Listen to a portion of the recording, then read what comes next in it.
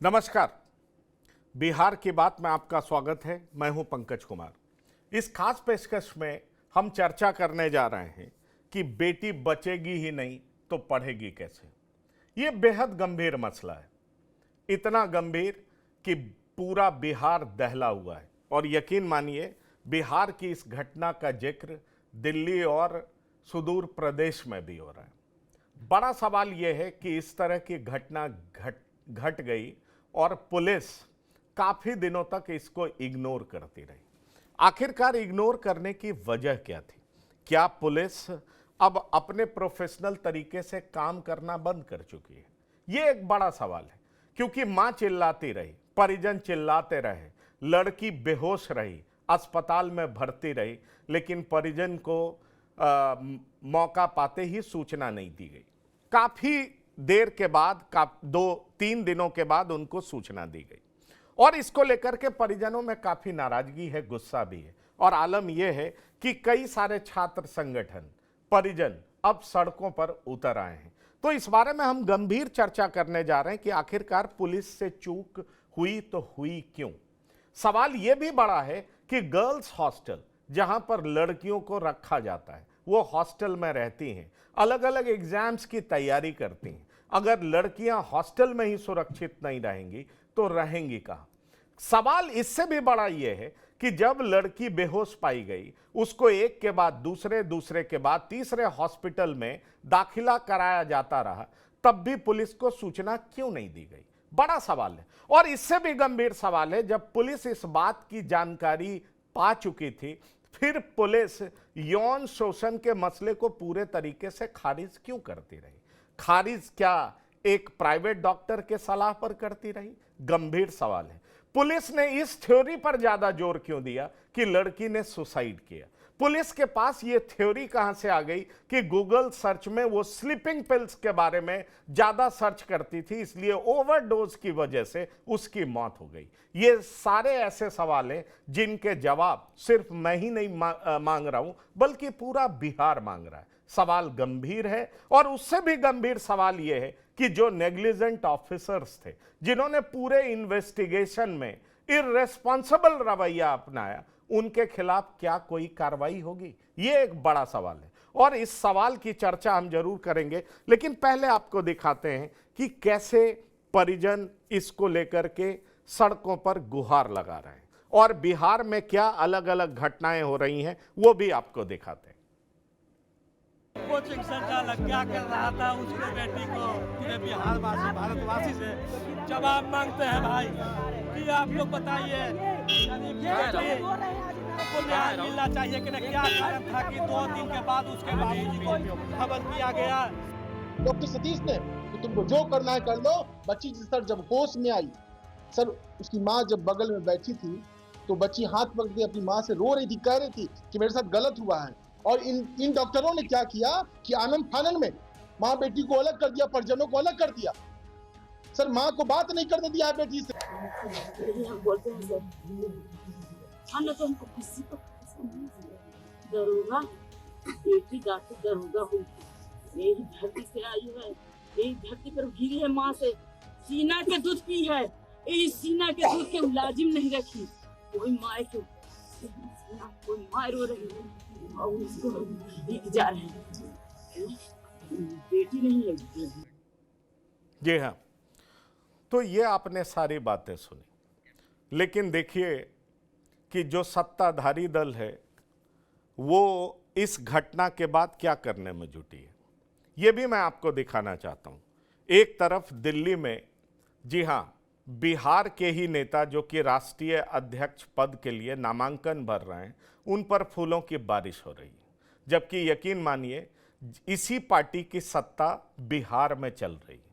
दूसरी तरफ नीतीश कुमार समृद्धि यात्रा पर निकले हुए हैं। आज बिहार की ये 2 बड़ी खबर है, पॉलिटिकल खबर है। तीसरी खबर मैं आपको दिखाना चाहूंगा कि नीट छात्रा के लिए कांग्रेस पार्टी प्रदर्शन कर रही है। वहीं पटना हॉस्टल केस में रोते बिलखते परिजन दिखाई पड़ रहे हैं। ये 4 बड़ी घटना है। एक कांग्रेस पार्टी सड़कों पर उतरी है, सरकार के खिलाफ आवाज उठा रही है। दूसरी घटना मैं दिखा रहा हूं कि कैसे परिजन रोते बिलखते हुए दिखाई पड़ रहे हैं। और आज की दो सबसे बड़ी घटना यह है कि एक तरफ नीतीश कुमार समृद्धि यात्रा निकाले हुए हैं, तो दूसरी तरफ बीजेपी अपने नए अध्यक्ष के नामांकन के लिए पूरी पार्टी के नेता खड़े हैं और जो नए अध्यक्ष होंगे उन पर फूलों की बारिश हो रही है। लेकिन आपको बता दें कि बिहार पूरा सहमा हुआ है, बिहार डरा हुआ है। परिजन, माता पिता बुरे तरीके से आतंकित हैं। सब कोई एक ही सवाल पूछ रहा है, वो सवाल ये है कि आखिरकार इस लड़की को कब इंसाफ मिलेगा, पीड़ित परिवार को कब इंसाफ मिलेगा। जिन लोगों ने गैर जिम्मेदाराना, गैर पेशेवर रवैया अपनाया, उनके खिलाफ कार्रवाई कब होगी, यह गंभीर सवाल है। और इस सवाल का जवाब आज TV9 भारतवर्ष, TV9 बिहार झारखंड सबसे जरूर पूछ रहा है कि आखिरकार पीड़िता को न्याय कब मिलेगा, आखिरकार इस गुनाह के पीछे कौन है, आखिरकार जिन लोगों ने गैर पेशेवर तरीका अपनाया क्या उनको इस तरीके इसकी सजा मिल सकेगी। ये सारे ऐसे सवाल हैं जिनके जवाब हम तलाशेंगे। आपको इनके जो इस पूरी घटना की जो पृष्ठभूमि है उसको भी बताएंगे, आगे क्या हो रहा है उसको भी बताएंगे। और ये घटना किसी और के साथ भी घट सकती है, इसके लिए सबको सजग रहने की जरूरत क्यों है। और साथ ही साथ क्या पुलिस जिसको जो करना चाहिए था वो कई दिनों तक क्यों नहीं कर रही थी। आखिरकार पुलिस किसी दबाव में थी या पुलिस अब जांच पड़ताल पर ज्यादा ध्यान नहीं देती है, झूठी लोकप्रियता अर्जित करने में लगी रहती है। क्यों ऐसा पुलिस करती रही। एक SHO के रिपोर्ट को बेसलाइन मान करके तमाम सीनियर अधिकारी जोर से हुंकार क्यों भरते रहे, यह एक बड़ा सवाल है। और बड़ा सवाल यह भी है कि जब पूरी घटना सामने आई उसके बाद भी एक SIT गठित की गई और उस SIT में वही सारे ऑफिसर्स थे जिन पर पीड़ित परिवार को बिल्कुल भरोसा नहीं था। बाद में DGP उतरे और DGP ने एक अलग SIT गठित की जिसमें IG रैंक के ऑफिसर्स और तमाम सीनियर अधिकारी शामिल हुए। सवाल गंभीर है जिसके जवाब हम जरूर तलाशेंगे और ये तब तक हम आपको ये रिपोर्ट दिखाते रहेंगे जब तक पीड़िता को न्याय नहीं मिल जाता है। तो आइए पहले आपको एक रिपोर्ट दिखाते हैं कि एक मां का दर्द क्या है, एक परिवार का दर्द क्या है, वो कैसे रो रही है, कैसे बिलख रही है और जो राजनेता उसके पास पहुंच रहे हैं उनसे क्या गुहार लगा रही है। पहले इस रिपोर्ट को देखिए, उसके बाद हम शुरू करेंगे चर्चा। कोचिंग संचालक क्या कर रहा था उसके बेटी को पूरे बिहार वासी भारतवासी से जवाब मांगते हैं भाई कि आप लोग बताइए को न्याय मिलना चाहिए कि नहीं। क्या कारण था कि 2 दिन के बाद उसके बाबूजी को खबर किया गया। सीना के दूध पी है, यही सीना के दूध के लाजिम नहीं रखी। मेरी बेटी भुला गई तो हम भी भुलाएंगे। मेरी बेटी खिलल मुरझा गई, मैं भी मुरझा।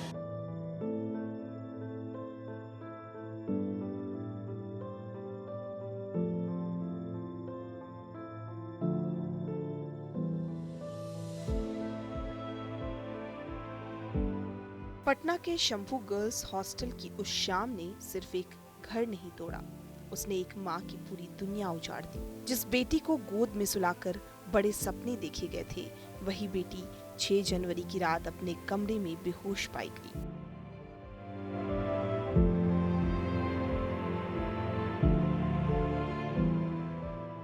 नीट की तैयारी कर रही वो लड़की डॉक्टर बनना चाहती थी, दूसरों की जान बचाने के लिए। किसे पता था कि उसकी अपनी जान इतनी सस्ती समझ ली जाएगी। जब माँ अस्पताल पहुंची, उसकी बेटी बिस्तर पर पड़ी थी, आंखें बंद, सांसें भारी, शरीर पर निशान थे जैसे किसी ने उसकी मासूमियत से जंग की हो। माँ ने बेटी का हाथ पकड़ा, माथा चूमा, पुकारा, लेकिन जवाब में सिर्फ सन्नाटा था।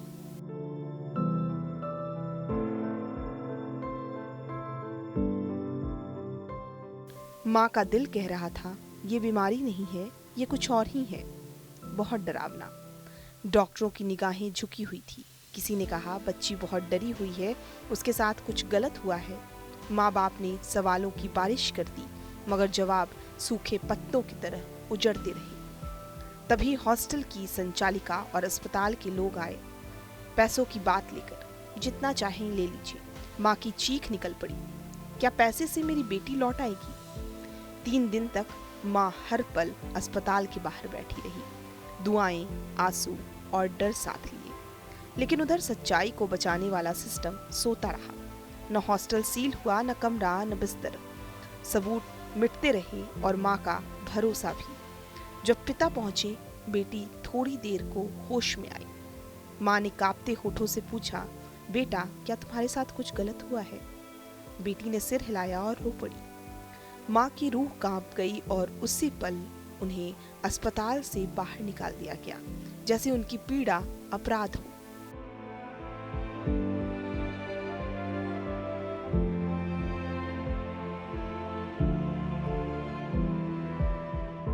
पोस्टमार्टम रिपोर्ट ने सच्चाई की एक खिड़की खोली। यौन शोषण की संभावना से इनकार नहीं किया जा सकता, लेकिन तब तक बहुत देर हो चुकी थी। एक बेटी जा चुकी थी और एक माँ की गोद हमेशा के लिए खाली हो गई थी। जब प्रशांत किशोर उस माँ से मिले, वो दहाड़ मारकर रो पड़ी। अगर इंसाफ नहीं मिला तो मेरी आत्मा को शांति नहीं मिलेगी।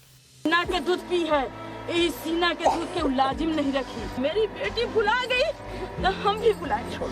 मेरी बेटी खिलल मुरझा गई, मैं भी मुरझा। ये कहानी सिर्फ मौत की नहीं है, ये एक माँ के टूटते विश्वास की कहानी है। और ये कहानी तब तक खत्म नहीं होगी जब तक उस बेटी को न्याय नहीं मिल जाता। और आखिर में कई सवाल हैं। अगर ये हादसा था तो पैसों की पेशकश क्यों की गई? अगर सब साफ था तो माँ बाप को अस्पताल से बाहर क्यों निकाला गया? अगर पुलिस निर्दोष थी तो जांच से पहले फैसला कैसे सुना दिया गया? अगर बेटी झूठ नहीं बोल रही थी तो उसकी हाँ को क्यों दबा दिया गया? अगर सिस्टम सही है तो एक माँ आज भी इंसाफ के लिए क्यों रो रही है? और सबसे बड़ा सवाल, जब एक बेटी डॉक्टर बनने का सपना लेकर मरी तो क्या उसका कसूर सिर्फ इतना था कि उसने सच के भरोसे सिस्टम पर यकीन कर लिया?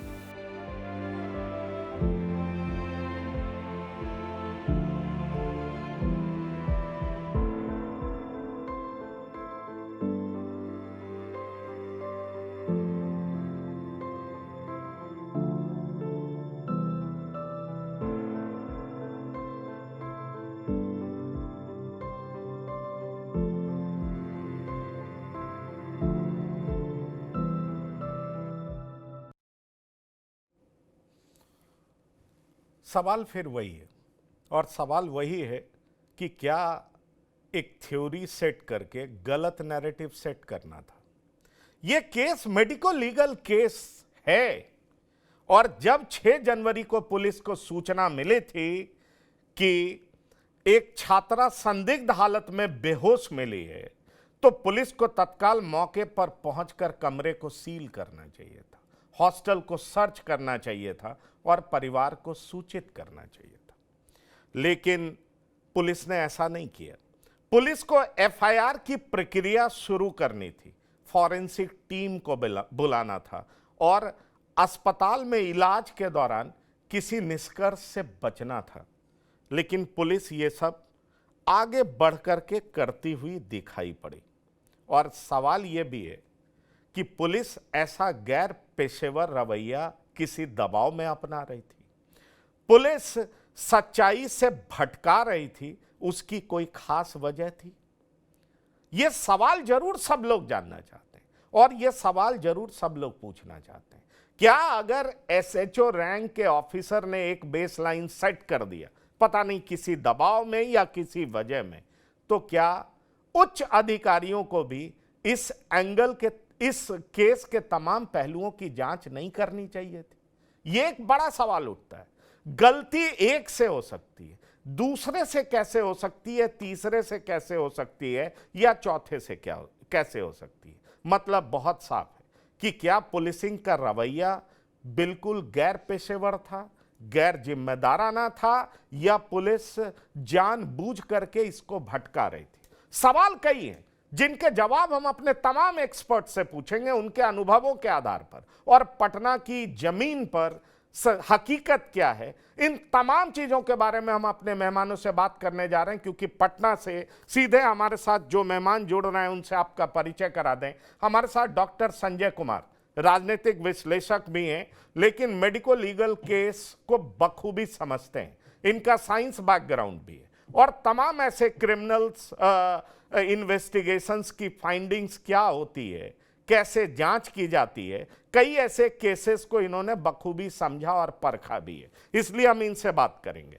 हमारे साथ दीपक कोचगवे जी हैं, राजनीतिक विश्लेषक हैं। दीपक कोचगवे जी, आपका भी बहुत स्वागत है। लंबे समय तक आपने रिपोर्टिंग भी की है, पत्रकारिता भी की है, बहुत सारे केसेस के आप गवाह भी रहे हैं कि कैसे कॉम्पिटेंट ऑफिसर्स एक से एक डिफिकल्ट केसेस का उद्भेदन करते रहे। आपने रिपोर्ट भी किया है, हम उसके बारे में भी जानना चाहेंगे। और रामबंधु बस जी, मैं तो हैरान होता हूं कि जब बेटी बचेगी नहीं तो बेटी पढ़ेगी कैसे, और ये जो नारा देते हैं वो आज देख लीजिए कि किस तरीके से राजनीतिक रूप से जश्न मना रहे हैं। एक तरफ समृद्धि यात्रा निकाली गई, ये समृद्धि किसके लिए है मेरे समझ से तो परे है।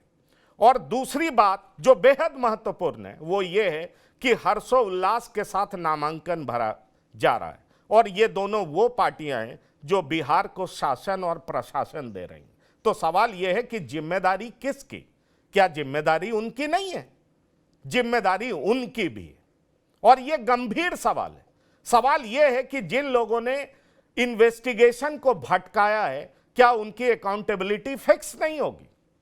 मैं रामबंधु बस जी आपसे भी यह सवाल करूंगा, और हमारे साथ एक और रिपोर्टर कह लीजिए कई तरह के का उद्भेदन करते रहे, वो भी जल्द ही जुड़ेंगे, उनसे भी हम कई सवाल करेंगे। लेकिन डॉक्टर संजय, सबसे पहले मैं आपके पास आना चाहता हूं। जब कोई छात्रा किसी हॉस्टल में बेहोश मिलती है और उसको एक से दूसरे और दूसरे से तीसरे अस्पताल में ले जाया जाता है, उस दौरान पुलिस का फर्ज क्या बनता है, मैं ये आपसे पूछना चाहता हूं। और पुलिस कैसे इस बात पे ज्यादा इंफेसाइज कर सकती है कि उसके साथ यौन शोषण नहीं हुआ है, जबकि पोस्टमार्टम रिपोर्ट में साफ लिखा हुआ है कि बड़े बड़े खरोच हैं, जख्म के निशान हैं, इंटरनल पार्ट्स में ब्लीडिंग है, इंजरी है। पुलिस को यह बिल्कुल नहीं दिखा। पुलिस क्या आंख बंद करके बैठी थी या पुलिस गुमराह कर रही थी? पुलिस अपने कर्तव्यों का तो पालन नहीं ही की, लेकिन क्या पुलिस गुमराह भी कर रही थी? ऐसा आपने किसी भी पेशेवर पुलिस को, क्योंकि बिहार में कई सारे कॉम्पिटेंट ऑफिसर्स भी हैं जिन्होंने एक से एक केस का उद्भेदन भी किया है, इस पूरी घटना को आप कैसे देखते हैं डॉक्टर संजय? ये सबसे पहले हम लोग इसको देखते हैं कि ठीक है, वो इन्वेस्टिगेशन का पार्ट में पुलिस भटक गई। पुलिस जो चीज को जांच करनी चाहिए थी वहां की जगह पर कहीं और कुछ खोज रही थी, या पुलिस कहीं से प्रभावित थी। इससे ज्यादा इम्पोर्टेंट ये है, उस बच्ची का जीवन बचाया जा सकता था अगर बेहोशी की हालत में ही मिली, और जो पहले अस्पताल में जहां दाखिल होती है वो अगर बेहोशी की हालत में दाखिल होती है, उसके भी मेडिकल प्रोटोकॉल है कि अगर कोई बेहोश पुरुष महिला कोई आती है आपके अस्पताल में तो उसकी मॉनिटरिंग की जाती है कि उनका ब्लड प्रेशर क्या है, पल्स की क्या स्थिति है, SpO2 क्या है, ऑक्सीजन सेचुरेशन क्या है। अगर ऑक्सीजन सेचुरेशन नहीं मिल रहा है तो तुरंत उसको ऑक्सीजन प्रोवाइड कराया जाता है ताकि कम से कम उसके बॉडी के हर ऑर्गन को ऑक्सीजन मिलना शुरू कर जाए। और उसके बाद लेकिन उस बच्ची को सबसे पहले जो मैं बयान देख रहा था, IV फ्लूइड चलाया गया। ठीक है, आपने IV फ्लूइड चढ़ा दिया, उसमें एंटीबायोटिक्स भी दिया। IV फ्लूइड जब आप चढ़ा रहे थे तो कपड़ा तो आप निकाले होंगे, उतारे होंगे, क्या आपने कपड़ा नहीं उतारा? और अगर कपड़ा उतारा तो कहीं कोई खरोंच नहीं दिखाई पड़ा? पोस्टमार्टम में ही जाकर के वो खरोंच या इस तरह की चीजें दिखाई पड़ी? तो एक तो वहां सवाल होता है। दूसरी चीज, जहां वो पहले एडमिट हुई थी वो चित्रगुप्त नगर थाना क्षेत्र में पड़ता है। तो इस तरह का कोई भी केस, चाहे पॉइजनिंग का केस आ जाए, चाहे ऐसे ही कोई ऐसा केस जो संदिग्ध लगे, आपकी पहली जिम्मेवारी बनती है, जिस मेडिको लीगल की बात आप कर रहे थे, पहली जिम्मेवारी बनती है कि आप पुलिस को सूचना दें। और इलाज से आप डिनाई नहीं कर सकते।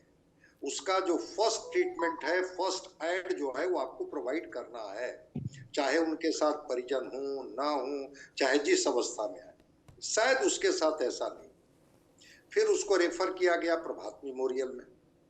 अब प्रभात मेमोरियल में मैंने कल देखा, एक पत्रकार ही पढ़ रहे थे, 127 पेज का रिपोर्ट वो पढ़ रहे थे, जिसमें वो पढ़ रहे थे कि उसका बीपी जो था वो 90/80 दिख रहा था, पल्स रेट 100 दिख रहा था, और ठीक है उसका जो प्यूपिल था वो लाइट को रिफ्लेक्ट कर रहा था, रिस्पॉन्स कर रहा था, वो ठीक है कहीं बेहोशी की स्थिति में पेरिफेरल पेन देने के बाद वो रेस्पॉन्ड कर रही थी।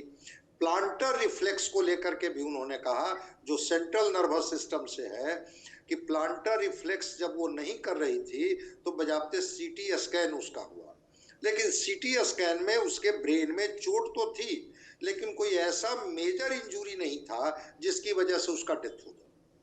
तो मैं मानता हूं कि अगर वो, और दूसरी चीज, एक चीज और निकल के आ रही है कि भाई उसके यूरिन टेस्ट में निकल के आया है कि वो जो है नाइट पिल्स का ओवरडोज में थी, इस वजह से वो, स्वाभाविक है कि वो तो यूरिन टेस्ट होगा तो एंटीबायोटिक अगर चढ़ा होगा तो आएगा, नाइट पिल अगर ली होगी तो आएगा, कोई ड्रग्स ली होगी तो आएगा, लेकिन क्या उस यूरिन टेस्ट में ब्लड नहीं आया होगा? जिस ब्लड की बात हम लोग कर रहे हैं वो ब्लड भी आया होगा। अब वो मेंस की पीरियड में थी या इंजरी की वजह से ब्लीडिंग हुआ था, वो ब्लड भी तो आया होगा। यूरिन टेस्ट में यही 2-3 चीजें थोड़े आती है। तो जरा 127 पेज की रिपोर्ट उस हॉस्पिटल का पढ़ लिया जाए, और सीसीटीवी कैमरा में जिसमें कि वो बच्ची जो है उसका ट्रीटमेंट चल रहा है, और शुरू में कहा गया उनके मदर फादर को कि नहीं अब बेहतर स्थिति में है, बच्ची शायद एक बार होश में भी आई थी, फिर अचानक कोमा में कैसे चली गई। तो सबसे पहले तो कि शायद क्या उसकी मौत एक साजिश का कारण बनी, कि अगर ये बच्ची बच गई, बच्ची को जीवन दान मिल गया। एग्जैक्टली साजिश में कौन कौन जिम्मेदार है, ये बड़ा सवाल है ना। साजिश में कौन कौन जिम्मेदार है, ये एक गंभीर सवाल है। 3 दिनों तक ना हॉस्टल, ना कमरा, ना बिस्तर, ना कपड़े, यही सब समय था ना सबूत इकट्ठा करने का। 3 दिनों तक पुलिस ने ऐसी कोई कार्रवाई नहीं की। आखिरकार ये सब कार्रवाई नहीं करने के बाद मैं नेग्लिजेंस मान लेता हूं, इररिस्पॉन्सिबल बिहेवियर मान लेता हूं, दीपक कोचगवे जी। लेकिन इसके बाद अगर पुलिस ये कहने लगे, थाना प्रभारी ये कहने लगे कि ये सुसाइड का केस है, और इसी केस को तमाम सीनियर ऑफिसर्स भी आगे बढ़ाने लगे, तो इस पूरी घटनाक्रम को आप कैसे देखते हैं दीपक कोचगवे जी?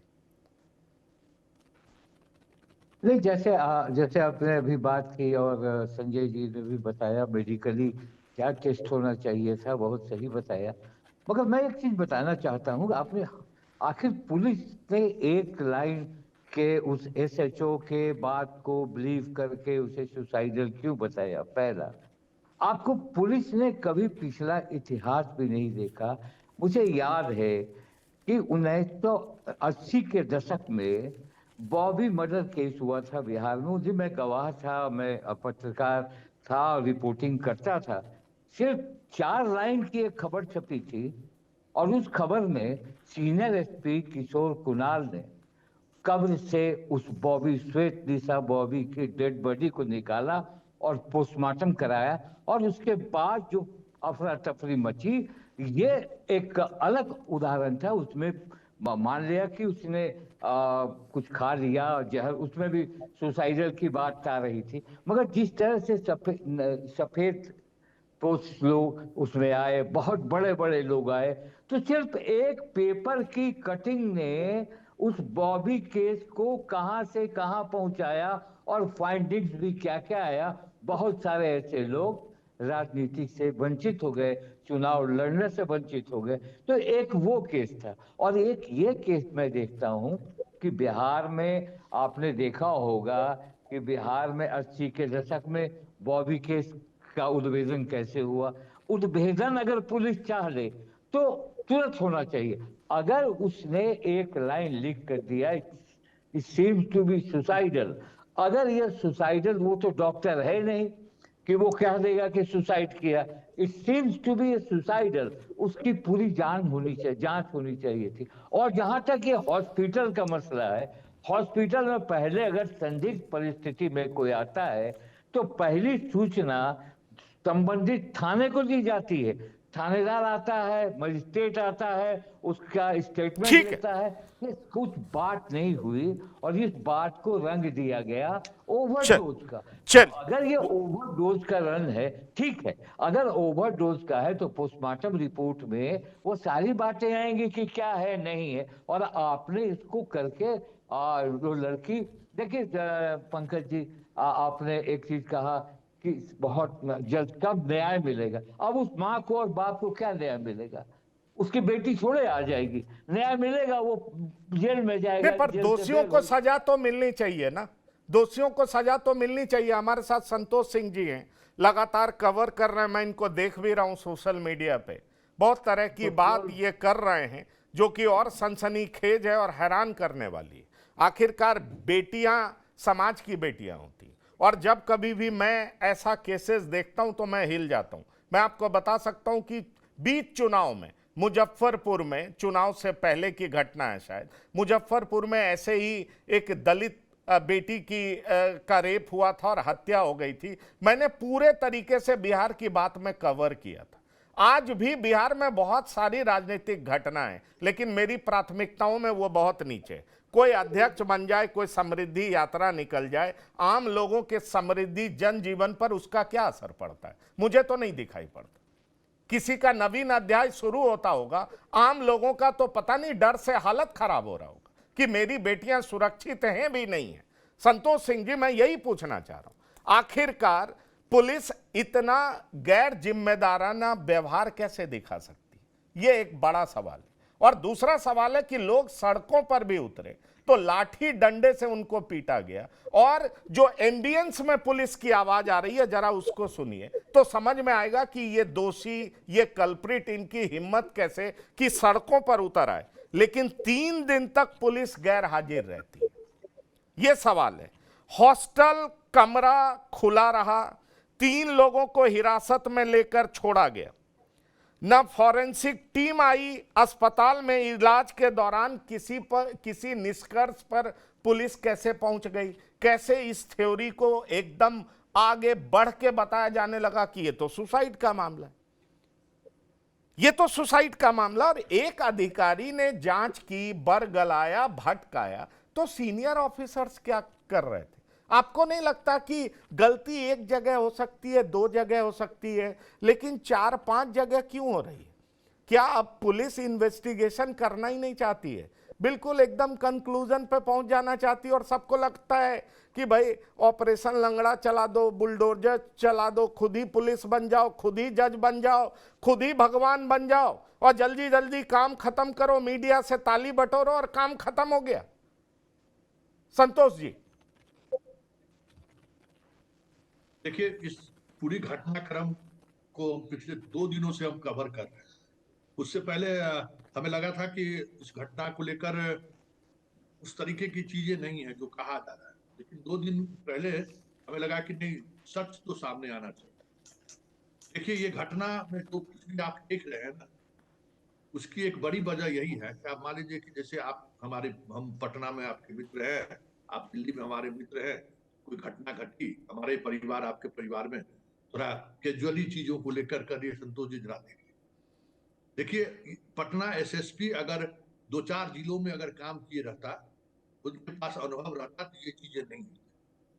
हम सिलसिलेवार हम घटना का हम जिक्र कर देते हैं, उसके बाद आप लोग जो भी ओपिनियन बनाना है आप ओपिनियन बना सकते हैं। लेकिन बहुत सारी चीजें मिसगाइड किया गया मीडिया के द्वारा। मेरी जो जिम्मेवारी थी, उस जिम्मेवारी को मैंने निर्वहन किया ही नहीं। लड़की के साथ जो कुछ भी हुआ, जैसे भी हुआ, जो भी कल्पित है, कार्रवाई उस पर कैसे हो, ये न मीडिया का फोकस रहा, न परिजन का फोकस रहा। ये हम सीधे तौर पर कहते हैं। आप जरा गौर से मेरी बात सुनिए। घटना 24 तारीख को लड़की अपने घर जाती है, 24 दिसंबर को, और फिर वो 5 जनवरी को लौट कर आती है। और उसी दिन रात में उसके साथ जो कुछ भी है वो घटना घटने के बाद जब वो उसको पास के डॉक्टर साहब के यहाँ ले गए, तो पटना के बहुत ही रिनाउंड डॉक्टर है, इस बात को सब लोग छुपा कर रखे। वहां सबसे पहले मैंने ही उस खबर को ब्रेक किया कि 4 घंटे तक लड़की का उस डॉक्टर के यहाँ इलाज हुआ है, और उस डॉक्टर के यहाँ जहाँ लड़की रहने वाली है वहां के दवा दुकानदार भी है और कंपाउंडर भी है। उन लोगों ने नहीं देखा कि बेटी के साथ क्या हुआ है, उनको तो देखना चाहिए। 4 घंटे उनके, और डॉक्टर हमें मानते, ठीक है, सहजानंद जी कह रहे थे कि हम उसको पानी चढ़ा दिए, एंटीबायोटिक दे दिए। अरे डॉक्टर नब्ज पकड़ कर चीजों को समझ सकते हैं कि इस बच्ची के साथ हुआ क्या है। खैर वो जो कुछ भी हुआ, उसके बाद जिस अस्पताल में इलाज के लिए गया, उस अस्पताल में जैसे ही इलाज के लिए पहुंचा, इमीडिएट आप पता कर लीजिए अपने रिपोर्टर से, उस अस्पताल वालों ने कदमकुआं थाने को फोन किया। और एक प्रोसेस होता है, आप बेहतर समझ सकते हैं कि भाई एक ओडी रजिस्टर होता है, जिस रजिस्टर में ये पेशेंट आया थाना में जाकर रिसीव कराता है। थाने से पुलिस आई, पुलिस आने के बाद जो है सो उसके परिजन से बयान लिया, उसका ट्रीटमेंट शुरू हो। ठीक है, एक अस्पताल वाले की प्राथमिक जिम्मेवारी ये है कि वो थाना को इमीडिएट सूचना, हम पत्रकारों की जिम्मेवारी थी कि ये काम किया है कि नहीं किया है। अगर नहीं किया है तो इस डॉक्टर को जेल जाना चाहिए। ठीक है, दूसरी बात ये कि जब 3 दिनों तक इलाज कराने के बाद जब इस पेशेंट को मेदांता ले गए, 24 घंटे तक मेदांता में भी इनका इलाज किया। इस समय मेदांता ले जाने की बात हुई, समय परिजन और डॉक्टर के बीच इस बात को लेकर विवाद हुआ कि बिना पुलिस के आए हुए हम पेशेंट को जाने नहीं देंगे। उसके बाद फिर कदमकुआं थाना की पुलिस आती है, पुलिस के सामने में उस पेशेंट को एम्बुलेंस में लादा जाता है, और उसके बाद फिर मेदांता में 24 घंटे तक इलाज। ठीक है, शाहजानंद जी के यहाँ 4 घंटा ट्रीटमेंट हुआ तो वो ओपिनियन देने की स्थिति में नहीं है। ये अस्पताल 3 दिनों तक इलाज किया है, ये अपना ओपिनियन दिया है। 24 घंटे तो मेदांता ने भी तो इलाज किया है, मेदांता के क्या ओपिनियन दिया है, मीडिया वाले को ये भी देखना चाहिए था उनका क्या ओपिनियन है। लेकिन हम लोगों ने वो सारी चीजें ओपिनियन को नहीं देखी।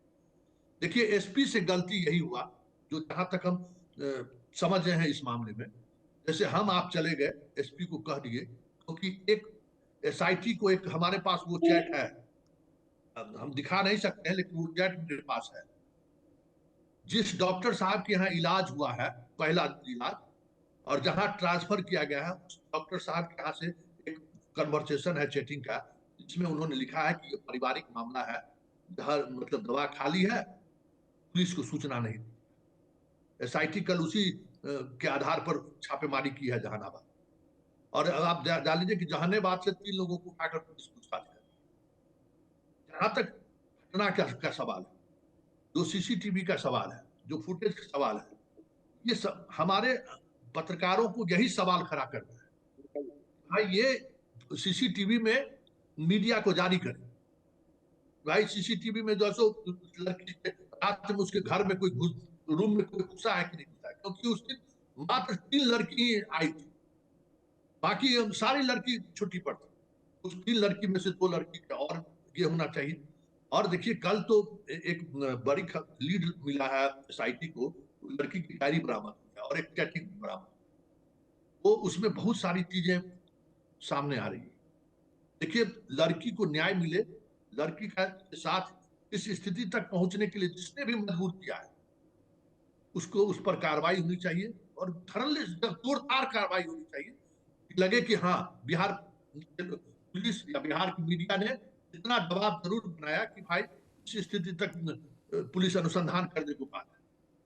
ये सारी चीजें, ये कहीं भी जो भी आप देख रहे हैं ना, एसएसपी का स्तर पर हो या सहजानंद सरस्वती जी का सहजानंद जी डॉक्टर साहब, वो सारा मामला ऐसा हुआ कि भाई इन लोगों को लगा ही नहीं कि लड़की डेथ कर जाएगी। तो हमें महसूस हुआ, तो लोग कहीं से अगर पॉइजन का केस आता है तो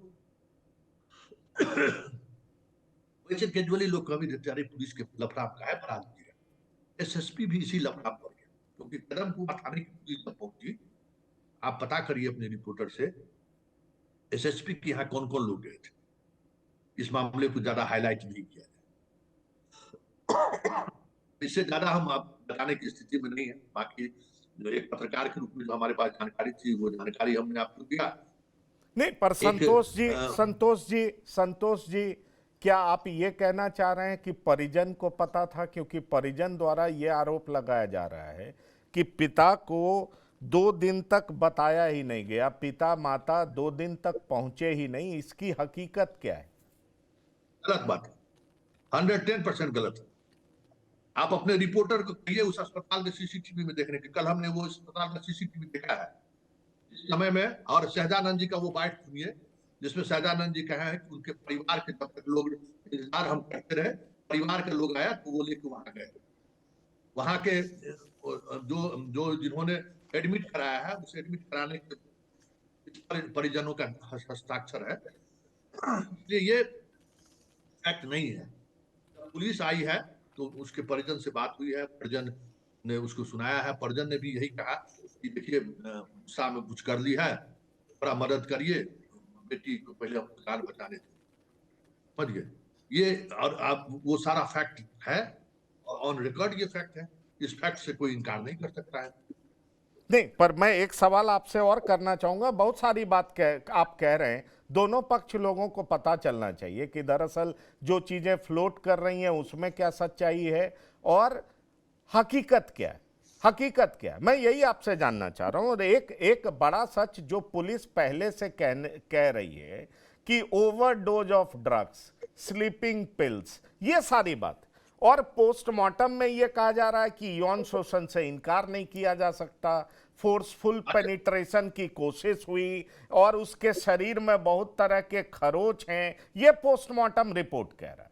तो पोस्टमार्टम रिपोर्ट से पहले पुलिस ने जो अपना बयान दे दिया, क्या वो जल्दबाजी में बयान था, सामाजिक दबाव में बयान था, या कुछ जान पाए? क्योंकि देखिए, पटना या बिहार की सोसाइटी में सामाजिक दबाव भी एक बड़ा काम करता है। आपके पास भी लोग आ जाएंगे, ये गलती हो गई, इस घटना को मत ज्यादा वो करिए, परिवार बदनाम होगा, तो हम लोग भी सामाजिक प्राणी।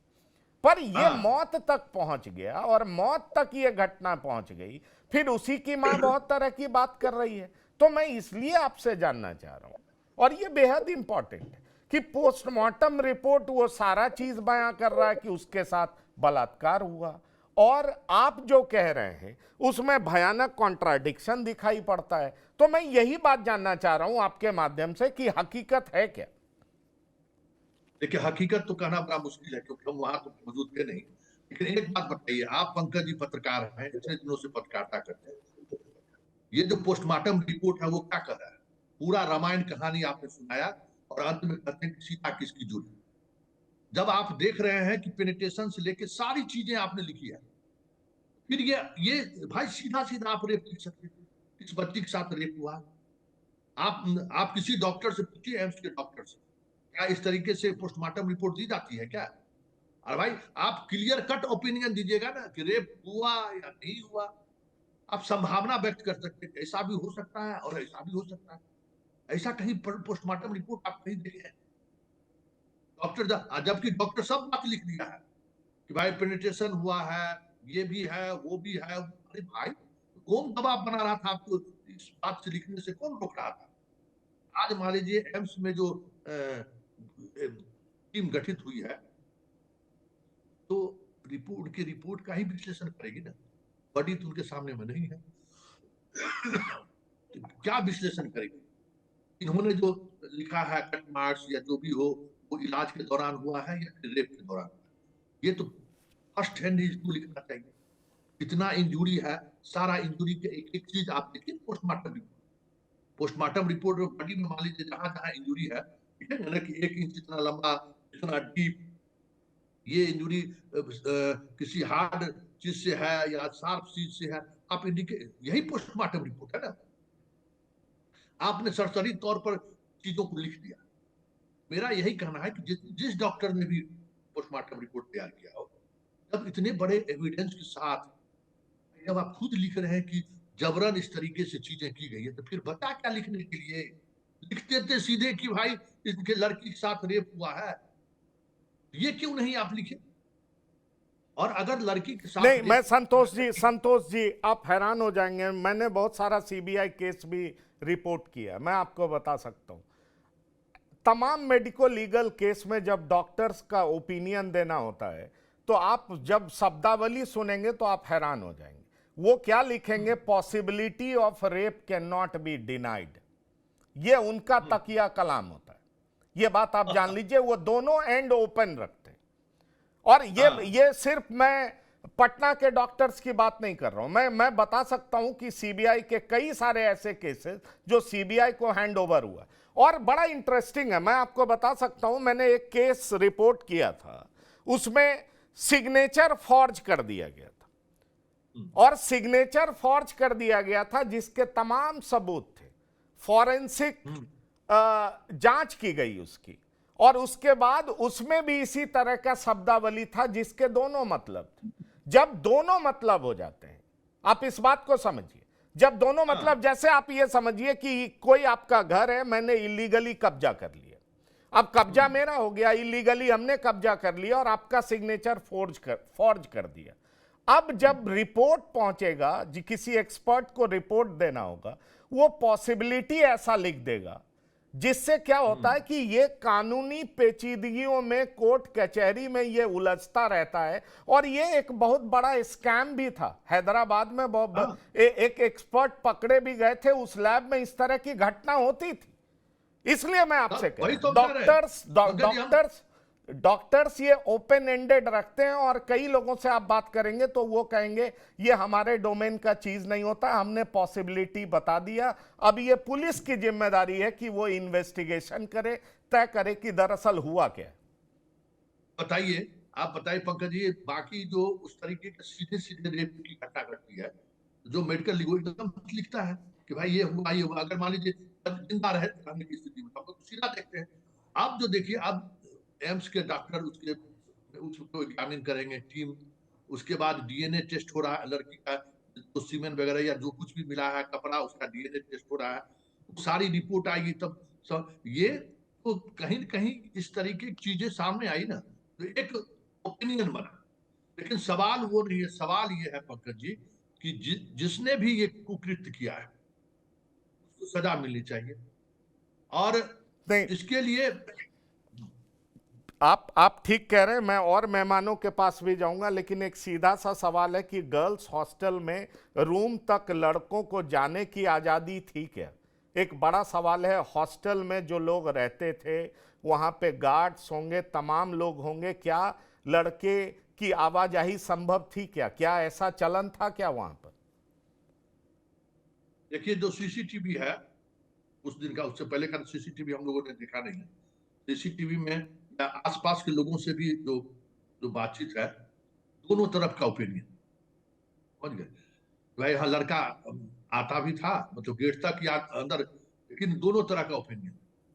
इस समय में वो ओपिनियन को कैसे आप ये करेंगे, तो पुलिस का मसला है, पुलिस उस ओपिनियन को जैसे मिले। लेकिन जो कुछ भी हुआ है ना, मेरा पंकज यही कहना है, परिवार को सब कुछ पता है। चलिए, परिवार को पता भी होगा, मैं मान भी लेता हूं, मेरे साथ रामबंधु बस जी भी हैं, मैं मान भी लेता हूं। पर एक सवाल बार बार पुलिस से पूछा जाएगा, हम लोग भी यही तो पूछ रहे हैं कि भाई ओवरडोज ऑफ ड्रग्स की जिम्मेदारी पुलिस ने पहले कैसे ले ली? जबरदस्ती हुआ कि नहीं हुआ, इसको बिना अंजाम तक पहुंचे हुए ओवरडोज ऑफ ड्रग्स सुसाइड का केस थ्योरी पुलिस ने कैसे बना दिया? देखिए, बिहार में जितने भी घटनाएं घटती हैं, हत्या की, बलात्कार की या किसी नरसंहार के, तो उसमें जो आयोग होता है 90% मामलों में तो लिपापोती करने का ही काम करता है। जब घटना मीडिया में आती है, परिजनों का बवाल होता है, लोगों का प्रदर्शन होता है, तब जाके पुलिस ईमानदारी से या गहराई से इसकी जांच पड़ताल करती है। तो जो आयोग या एसएचओ, जो पुलिसिंग का जो निचले पायदान का तबका है, वो पहली दफा तो जांच में लिपापोती का ही काम करता है। बिहार में आप देख लीजिए 90% मामलों में ऐसा ही होता है। ये घटना चित्रगुप्त नगर के मुन्ना चौक के इलाके का है। उस इलाकों के लोगों से आप बातचीत कर लीजिएगा। जो बिल्डिंग है, बिल्डिंग के ऊपर ही जिसकी गिरफ्तारी हुई है मनीष रंजन की, वो जो बिल्डिंग का मालिक है उसी के बिल्डिंग में किराए पे शंभू गर्ल्स हॉस्टल चलता था, वो वहीं पे रहता था और उस पे पहले भी केस दर्ज हो चुके हैं, हर्ष फायरिंग में भी और कई मामलों में भी उस पे केस दर्ज हो चुके हैं। वो मनीष रंजन पे ही पप्पू यादव का ये कहना, एक बयान भी आया था कि ये पटना में सेक्स रैकेट चलाता है। और जिस तरीके से मीडिया में खबरें आ रही हैं कि 5 जनवरी को जब पीड़िता आ रही थी जहानाबाद से पटना, उसी समय मनीष रंजन भी आ रहे थे, तो उसके बाद जो उनका सीडीआर है या जो टावर लोकेशन है, इन जरियों के जरिए जो जांच पड़ताल हो रहा है और जिस तरीके से इसमें हॉस्पिटल की भूमिका आई, एसएचओ की भूमिका आई, इससे रैकेट से इनकार नहीं किया जा सकता है। ये कोई सामान्य घटना नहीं है कि किसी संयोग बस कुछ मन चले आ गए और वो लोग छेड़छाड़ करना चाहें और फिर नतीजा ये हुआ कि पीड़िता घायल हो गई और आगे चल के मर गई। ये एक सुनियोजित तरीके से एक रैकेट का ही मसला हो सकता है। हालांकि पुलिस काफी हद तक इसमें जांच कर चुकी है और तीन लोगों की गिरफ्तारी भी हुई है जहानाबाद से। जब पुलिस इस विषय पे प्रेस कॉन्फ्रेंस करेगी या जल्दी करने वाली है तो मामलों का जो फैक्ट है वो लोगों के सामने आ जाएगा। लेकिन ये जो मसला है, पटना में जितने भी गर्ल्स हॉस्टल चलते हैं, आप देखिएगा कि किसी छोटी सी गली, इसका तो कोई प्रोटोकॉल है नहीं, बॉयज हॉस्टल गर्ल्स हॉस्टल का, कुकुरमुत्ते की तरह हर गली कूची में लोग हैं। और मान लेते हैं कि अगर किसी मकान में 4-5 फ्लैट हैं तो एक फ्लैट में गर्ल्स हॉस्टल चल रहा है, शेष में सारे लोग रह रहे हैं, फैमिली ले रहे हैं, या बगल में फैमिली रह रहे हैं और बगल में बॉयज हॉस्टल चल रहा है। ठीक है, ठीक है, लेकिन ये गैर पेशेवर तरीका है ना कि चाहे उसका जो भी हुआ हो, रेप हुआ हो या सुसाइड हुआ हो, पोस्टमार्टम रिपोर्ट से पहले पुलिस ये थ्योरी को आगे बढ़ाने में क्यों लग गई कि ये जो है वो सुसाइड का केस है, और जूनियर ऑफिसर से लेकर के सीनियर ऑफिसर तक जोर देकर यही कहते रहे डॉक्टर संजय? ऐसा होता है क्या कि जब उस बच्ची को एडमिट कराया गया, ठीक है, वो स्लीप पिल के ओवरडोज में थी या कोई ड्रग्स ले ली थी या कोई पॉइजनिंग का केस था, जो भी केस था, सुसाइड का एक बात हॉस्पिटल के द्वारा बताई गई। बिल्कुल, डॉक्टर जो बताएंगे उसको, उस पर तो पुलिस भरोसा करेगी, लेकिन पुलिस पोस्टमार्टम तक इंतजार क्यों नहीं की भाई? और पोस्टमार्टम को एक डॉक्टर ने नहीं किया, 3 डॉक्टर ने किया पोस्टमार्टम, और तीनों डॉक्टर ने जब पोस्टमार्टम किया तो जिस तरह से पोस्टमार्टम किया जाता है आपको भी पता होगा कि एक ग्लास के बाहर पोस्टमार्टम कौन करते हैं और बगल से वो जो फॉरेंसिक एक्सपर्ट के डॉक्टर होते हैं उसको वॉच करते रहते हैं।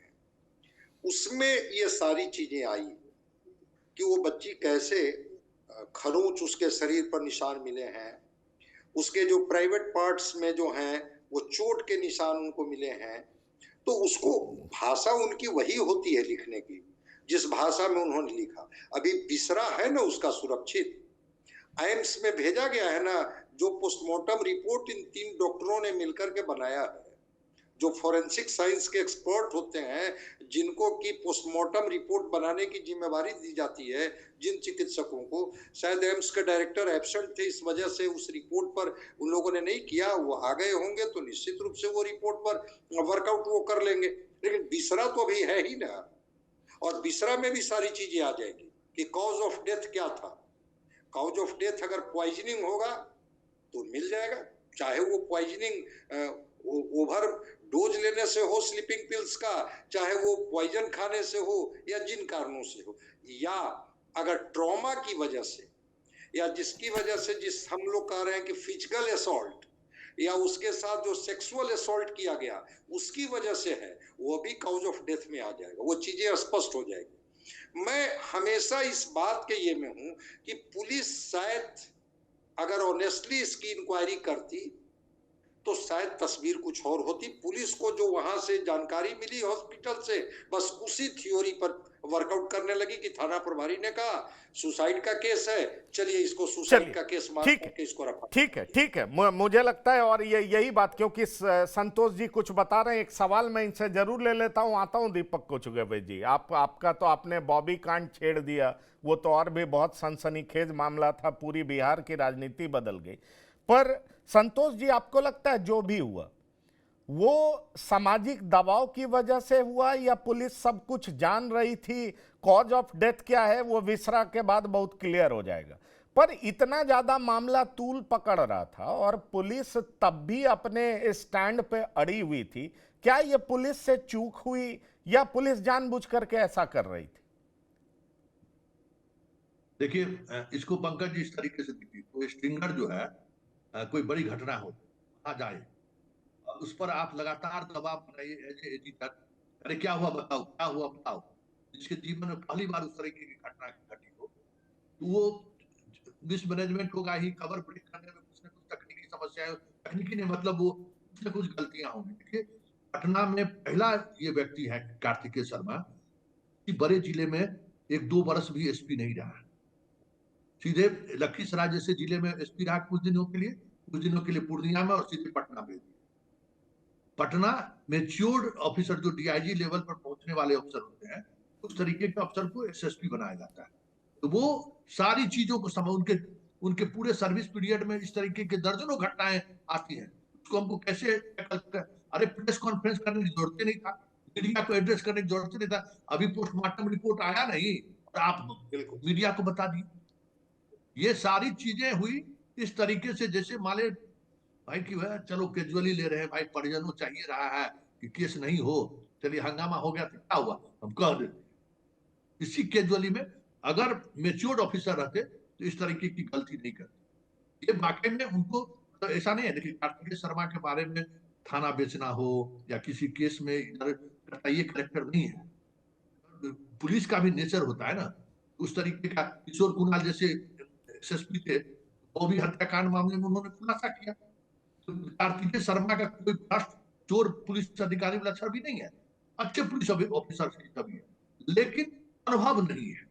और कहे ना सामाजिकता में, पटना का लोकल आदमी है, सामाजिकता में जात में बड़े बुजुर्ग लोग आ गए, परिवार का बदनामी होगा, जाति का बदनामी होगा, छोड़ दीजिए, उसी चक्कर में बेचारे मारे गए, उसका तो करियर गया। और जो अनुसंधान में जो चीजें आ रही हैं तो वो तो सामने आना ही आना है। और एक बात और हम कह देते हैं, देखिए बिहार के जो डीजीपी हैं, पुलिस को लेकर 2 लाख आलोचना कीजिए, करते रहिए, वो बहस का विषय नहीं है। पिछले 20 वर्षों से एज ए क्राइम रिपोर्टर उनकी गतिविधियों को मैंने बहुत करीब से देखा है, और एक से एक ब्लाइंड केस जिसमें कहीं दूर दूर तक पुलिस को कुछ भी लीड नहीं मिलता था, उस मामले का ये उद्भेदन कर चुके हैं। इसलिए हमें लगता है कि विनय कुमार के रहते हुए, और एक बात और पंकज जी हम बोल देते हैं, आधुनिक मंच से अब पत्रकार है, बिहार में सबसे बड़ा मजबूत आदमी कौन है आज की तारीख में? बराड़ चौधरी। नहीं तो किसी मंत्री को कहा था कि थाना प्रभारी को फोन करके संजय जी बेहतर बता सकते आते हैं मीडिया में, इनको क्या किसी का पत्रकार का रिश्ता हो सकता है, लेकिन बिहार के एमएलए एमपी और किसी मंत्री की औकात नहीं है नीतीश कुमार के शासनकाल में थाना प्रभारी को फोन करके थानेदार को हटा दे या फिर केस को डाइवर्ट करे। आज की तारीख में 2 ही व्यक्ति है, या तो मुख्यमंत्री आवास से फोन आएगा तभी, या नहीं तो सम्राट चौधरी। और हम ये दावे के साथ कर सकते हैं कि सम्राट चौधरी का कहीं दूर दूर तक इससे रिश्ता नहीं है। इसलिए बिहार में ऐसा कौन विधायक है भाई जिस विधायक के कहने से एसपी जो है सो केस बदल देगा? आप भी देखें भाई, अनंत सिंह से भी कोई मजबूत विधायक है, 12 बजे रात को पुलिस उठा ली था, कोई पहली बार अनंत सिंह को थोड़ी उठाया। पटना का जितना विधायक है सब पहली बार विधायक बना है, बेचारा का थाना का कैंपसों नहीं देखा हो, वो फिर भी क्या करे। और पटना से बाहर कौन विधायक है ऐसा? लालू यादव शासनकाल है क्या? शहाबुद्दीन फोन कर दिया थाना प्रभारी थाना छोड़ के भाग गया। नहीं, ठीक है, ठीक है। मुझे आप कह रहे हैं और मैं आपकी बात से बिल्कुल सहमत हूं। कार्तिकेय शर्मा भी लखीसराय में थे तो काफी कॉम्पिटेंट माने जाते थे, कड़क ऑफिसर माने जाते थे, और उनका तबादला भी इसी वजह से हुआ था क्योंकि वो राजनीतिक दबाव में आए नहीं थे। ये सारी बात सही है, पर अनुभव भी बेहद जरूरी होता है। पर एक सवाल तो उठता ही रहेगा ना कि एक एसएचओ के रिपोर्ट पे एएसपी, एसपी, एसएसपी उसी लाइन में क्यों बह गए? ये सवाल तो उठता ही रहेगा ना। ये गैर पेशेवर तरीका, गैर जिम्मेदाराना तरीका, रवैया, इसकी चर्चा तो होगी। कॉम्पिटेंट विनय कुमार है, इससे कौन इनकार कर सकता है? बेहद ऑनेस्ट कड़क ऑफिसर हैं, इससे कौन इनकार कर सकता है? लेकिन ये केस एक दाग तो बनी गया ना, इस बात से गया, कौन बन इनकार गया। करेगा? नहीं, इस कोई बात इनकार से नहीं कौन इनकार करेगा? दीपक जी। करता। नहीं अभी संतोष जी ने जिस तरह से बताया, अब मैं ये बता रहा हूँ कि ठीक है, अगर उसने सुसाइड किया, और वो सुसाइड भी अगर कहा जा रहा है कि उसने सुसाइड कर लिया, उसके भी जांच की अलग प्रक्रिया है। क्या उसने खुद सुसाइड किया, किसी ने उसे जहर दे दिया? सवाल यहाँ ये उठता है कि अब तो जांच लंबी होगी ना, कि भैया अगर उसने सुसाइड किया, अपने खाया या किसने खिलाया। देखिए जिस तरह से पटना में बहुत सारी ऐसी घटनाएं हुई जो आपको आपको भी याद होगी। जैसे मुजफ्फरपुर में हुआ, उसमें मंजू वर्मा ने त्यागपत्र दिया। उसके बाद आप देखिए शिल्पी गौतम हत्याकांड का क्या हुआ, चंपा विश्वास के मसले का क्या हुआ, 2011 में राजधानी से सटे बिहटा में प्रयास दरौंदा पुनर्वास संस्थान से आधे दर्जन लड़कियां गायब हो गई, क्या हुआ 2000। तो सवाल ये उठता है कि फाइंडिंग्स क्या होना चाहिए। ठीक है, आपका ये सवाल पंकज जी एकदम जायज है कि एक एसएचओ अगर कह दिया तो फिर हम उस पर कैसे मान ले। बिल्कुल, पोस्टमार्टम बिल्कुल, रिपोर्ट बिल्कुल, में बिल्कुल। में जो भी बात आएगी वो सही है, मगर जिस तरह से हॉस्टलों की स्थितियां हैं, देखिए बहुत बड़े पैमाने पर बच्चे बाहर से, बच्चियां और बच्ची बाहर से पढ़ने आते हैं कैपिटल में। क्या उसकी मॉनिटरिंग पुलिस करती है? क्या महीनेवार उसका कोई रिपोर्ट है उनके पास कि कौन आया, कौन नहीं मिलने आया? क्या आपका सीसीटीवी चल रहा है कि नहीं चल रहा है? क्या कभी यह पूछा जाता है? जब घटनाएं घट जाती हैं तब ये सारे सवाल खड़े होने लगते हैं कि भाई ये ऐसा हो गया। मगर अगर आप जिस तरह से ये व्यक्ति जो ये मनीष चंद्रवंशी जो जहानाबाद का है, वो चतुर्थ वर्गीय कर्मचारी, वो आकर मेडिकल में 4th ग्रेड में काम करने वाला आदमी धीरे धीरे हॉस्टल बना लिया। चलिए, ये कई सवाल हैं, ये कई सवाल हैं। बहुत सनसनीखेज मामला है, हृदय विदारक है, कॉम्पिटेंट ऑफिसर भी चूक कर सकते हैं, इसका भी ये एक बड़ा उदाहरण है। और ये सारी घटनाओं का मिश्रण है। पर बड़ा सवाल ये है कि उस बेटी को न्याय कैसे मिलेगा, ये एक बड़ा सवाल। और कॉज ऑफ डेथ एग्जैक्टली क्या है, ये भी एक बड़ा सवाल। और पुलिस जल्दबाजी में ऐसी बड़ी चूक कैसे कर सकती है, ये भी बड़ा सवाल है। मेडिको लीगल केस में पुलिस के द्वारा क्या पेशेवर रवैया नहीं अपनाया जाना चाहिए, यह भी बड़ा सवाल है। बिहार की बात में शामिल होने के लिए आप तमाम मेहमानों का बहुत बहुत धन्यवाद और शुक्रिया। तो इस खास पेशकश में इतना ही। ताजा तरीन खबरों के लिए आप लगातार देखते रहिए TV9। धन्यवाद, नमस्कार।